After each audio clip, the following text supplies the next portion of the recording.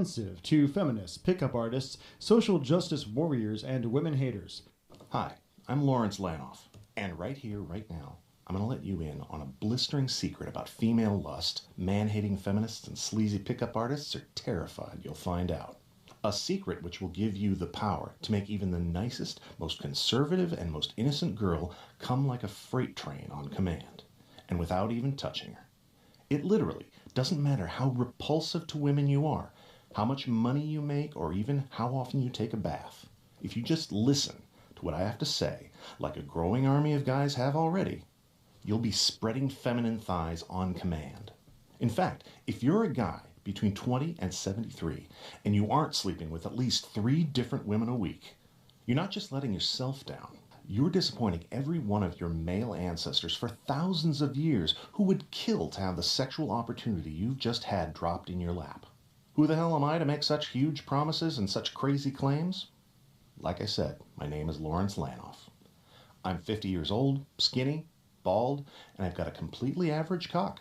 And in order to tell you how you're going to open the door to abundant, incredible sex with a ton of eager women, I have to tell you about the most humiliating moment of my entire life, and how the feminists winning the battle of the sexes is the best damn thing to happen to your cock since you first learned to masturbate.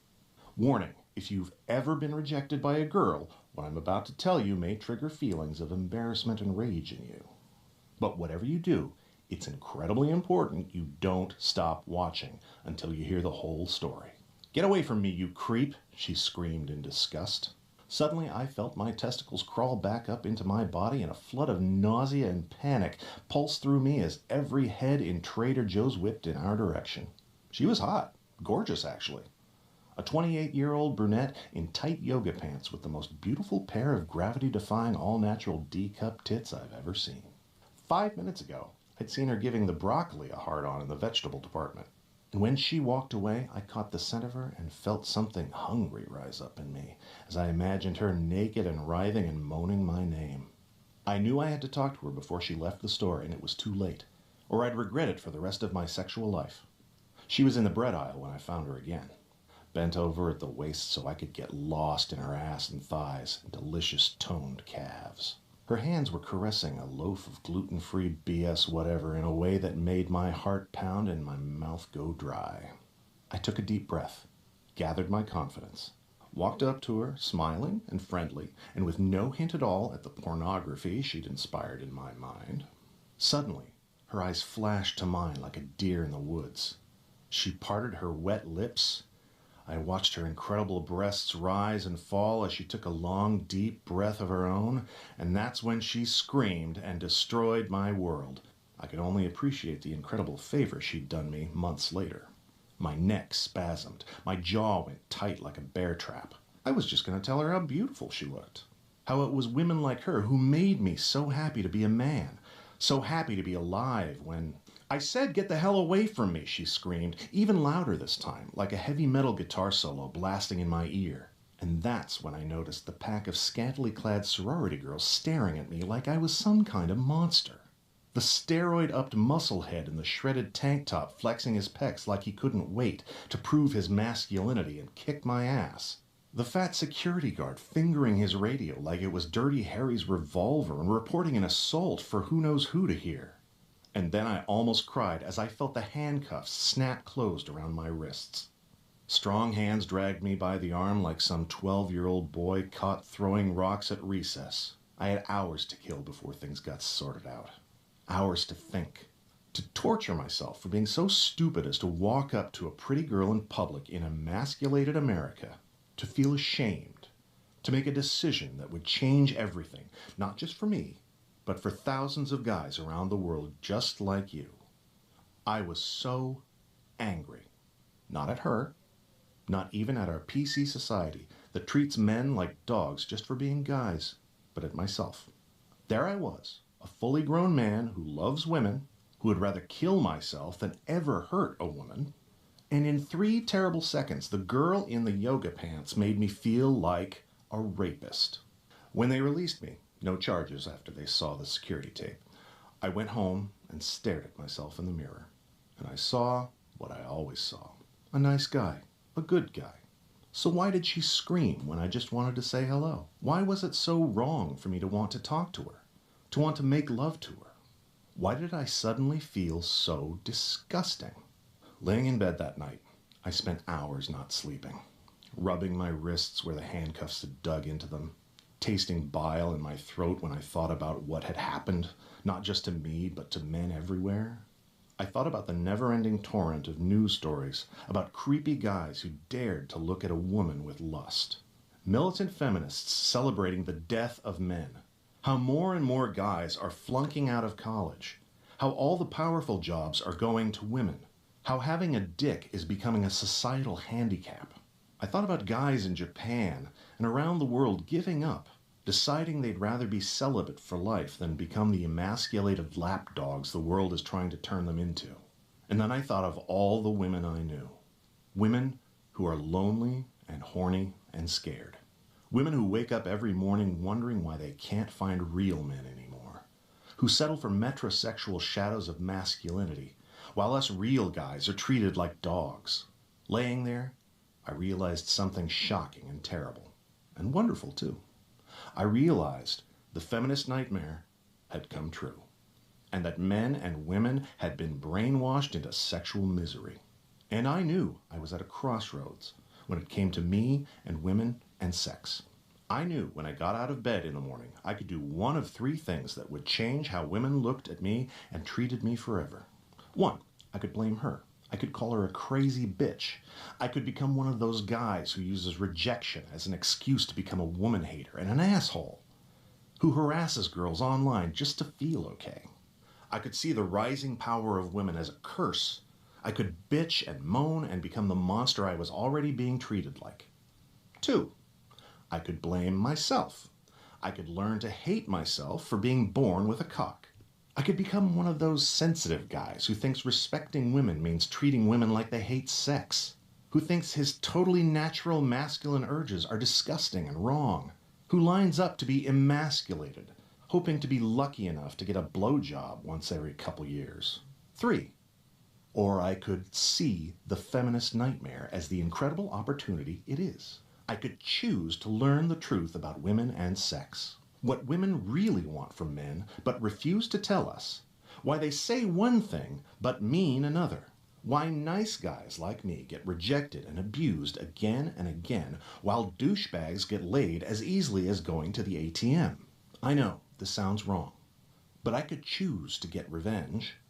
Not on her, but on the world that had transformed desire and sex into something dirty and shameful. The next day, I woke up early, my heart pounding. Recovering from a nightmare of a world without testosterone, my mission pulsing through my veins. I cracked open my laptop and I got to work searching for the truth. But quickly, I got frustrated and then angry. All over the internet, I found books and articles and videos from sleazy pickup artist type guys saying they'd figured out how to trick drunk girls into screwing them. And violent screeds by so-called feminists talking about so-called male privilege and then the evils of the penis and how men as we know them were dying off, and that was a good thing. But I didn't want to learn how to manipulate women, and I didn't want to learn to hate myself, to cut off my own balls and put them in some girl's purse. I didn't want to learn how to change myself into something I hated. I wanted to learn how to make women want me, to look at me the way I looked at them, to fantasize about me, to connect with me, to screw the living hell out of the real me, giggle when I slap them on the ass, come back for seconds and bring their gorgeous friends and thank me for being a man. Only when that happened would I feel like I'd gotten my revenge on our messed up society.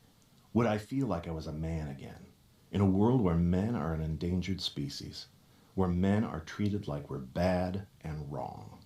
The next few months were a rush of mind-bending revelations, as everything I'd been tricked into believing about women and sex was shredded like a sacred cow in a wood chipper.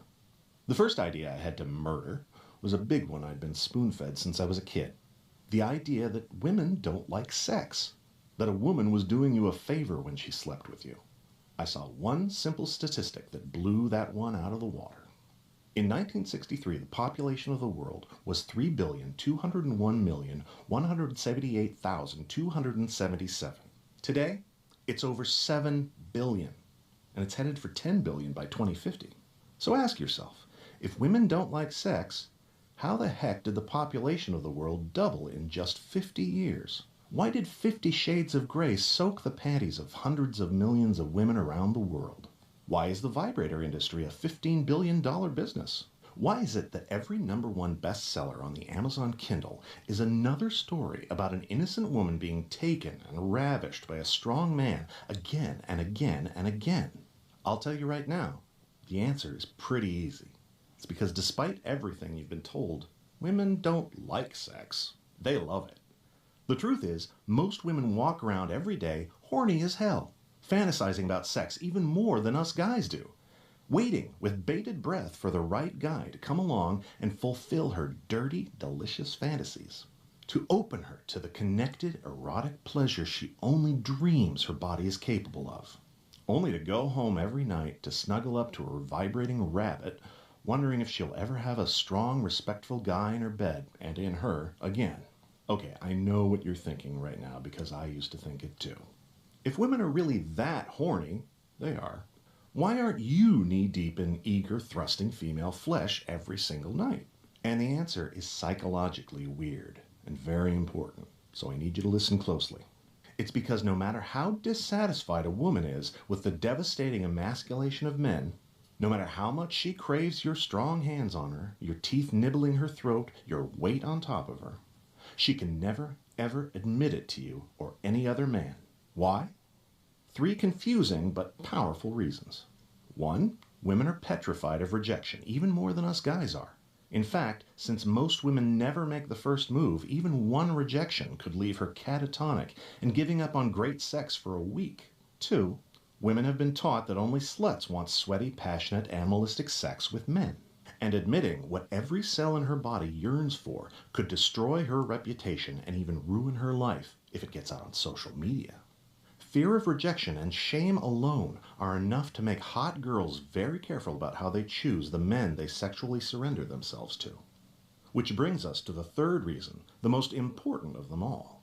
3, to avoid rejection, to avoid being judged. When it comes to sex and lust and connection and pure physical pleasure, women speak in a secret code most men are biologically incapable of understanding. A code where a certain tilt of the head means, I want you to take me, and where whispering the right coded words instantly spreads her legs almost like magic, with her smiling the whole time like it's her idea. The fact is, knowing this secret sexual language lets you tune into a woman's broadcast sexuality and follow the signal back to carnal delights beyond even the most pornographic imagination.